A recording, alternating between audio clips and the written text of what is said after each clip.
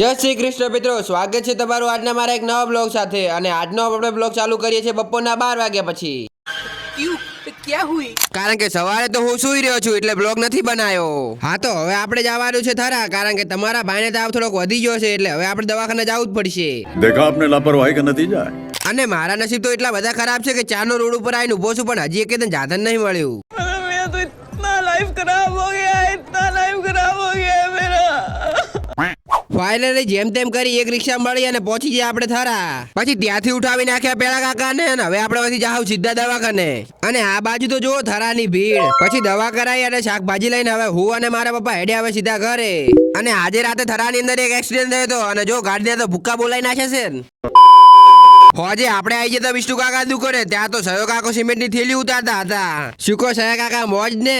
અલ્યા ડિકી શું મોજ હોય? આ જો ડોક્ટર નો ધંધો મેલીને હવે સિમેન્ટ નો ધંધો ચાલુ કરી નાખ્યો, એનથી જેવી મોજ હોય। ફાઇનલી હોજના વાગ્યા છો અને આઈજી આપણા ઘરે લાઈટ, કારણ કે આજે હતો લાઈટ નો કાપ। અને સાચું કહો ને, આજે તો એક ટકો હાચીને બાળ્યો છે। બસ લો આજ માટે આટલું, મળીએ આપણે કાલના નવા બ્લોગ સાથે। ત્યાં સુધી બધાને બાય બાય।